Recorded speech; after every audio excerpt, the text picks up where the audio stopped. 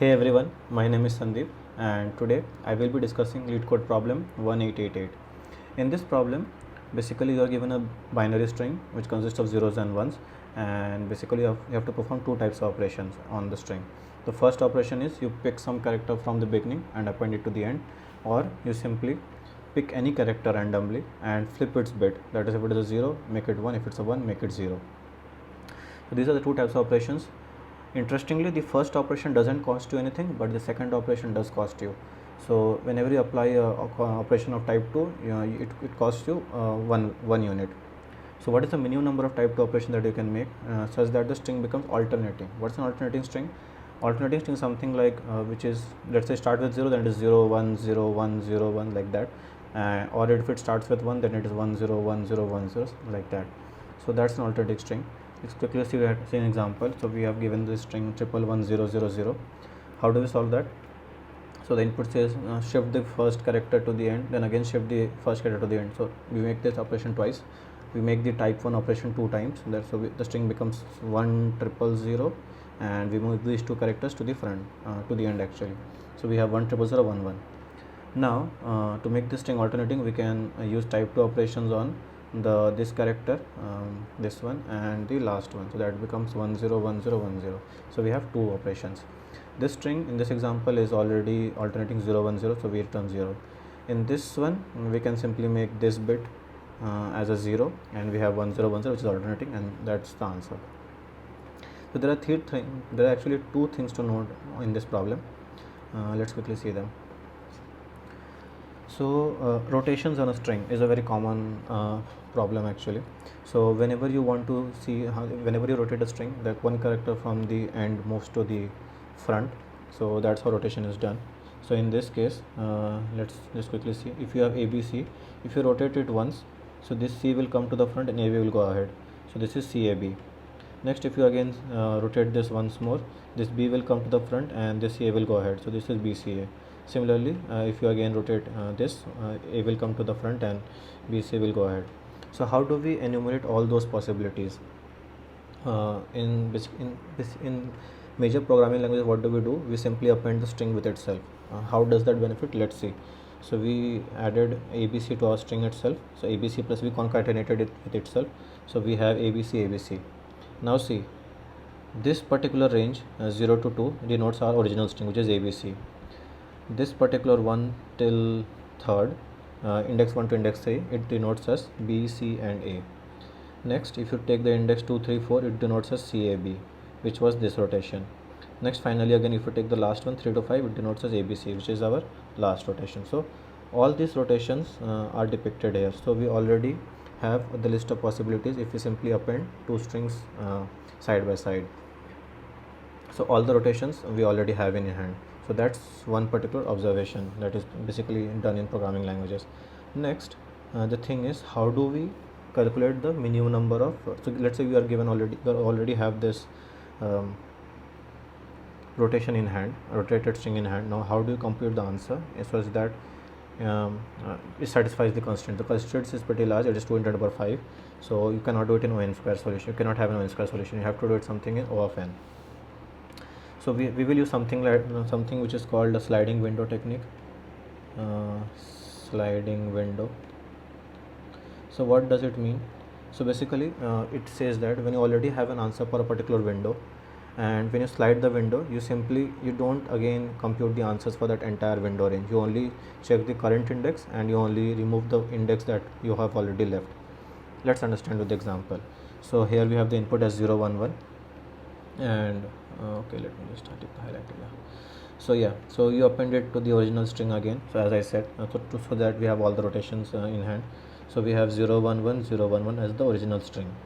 Now let's say for now we only see the use case where we start with 0, so the alternating string will be 0 1 0 1 0 1. So this is our alternating string for now, and there will be one more use case where we have 1 0 1 0, but that's one more thing. But let's just focus on 0 1 0 1 for now and see how it behaves. So so this is our range, because initially our string was of length 3. So this is our sliding window, this is our window basically, and this window is currently of range 3. So what is the answer? These two characters match, this doesn't match, so the count is 1. Okay, Now we slide our window only one step ahead. So what does it become? It becomes like this. So this is the next rotation that was possible if we simply shifted 0 to the front, to the end. Now we already know the answer for these two values. We don't recompute that, correct? We only check for the new index that we are at. These two values don't match, so we simply add 1 to our previous count. So count becomes 2. And one more thing, when we shifted our window, we also saw that these values are no longer being used, so you have to remove those as well if they had added to the count. So in our case, these were already same, so they didn't actually add up to our count. In our count variable, these two values did not actually add up to something, so hence we can ignore for them for now. Similarly, we again move our window ahead, and right now we see that again we have this character which is not matching, so we have to again increment our count, and you can also see that there are three values that do not match, and we have already have the answer 3. So for a larger range, we simply move ahead our sliding window and we just check for one particular index. If that value doesn't match, then just simply add it to the answer, and we also remove the previous value that is left out because the window moves ahead. So the value that was previously there, if that added to the answer, then just remove that. So let's see one more example that we see now is 110. As you can see, we will again add 110 to the original string, so our string becomes 110 110. So let's compare to the alternating strings for counting how many typed operations we need. So alternate string starting with 010101. We have to do it for 1010 as well, but I'm just stating one particular example for now. So the string is of length 3, so we check the first 3 characters in our window, and these two don't match, this matches, so this is particularly fine. So the count is simply 1 because only one thing doesn't match. Now we move our window. So when we move our window, we see that the new index that was added 1 does match. So we don't increment our counter, we don't increment this, but now the window is only of this size. It is not including this particular value, so we have to remove that as well, right? If it was contributing to the answer, and in our case 10 was not matching, so it was contributing 1 to the answer, so we have to remove that. So that's why we check if there was a previous mismatch, and if yes, then we reduce the count. So count is originally for this is 0.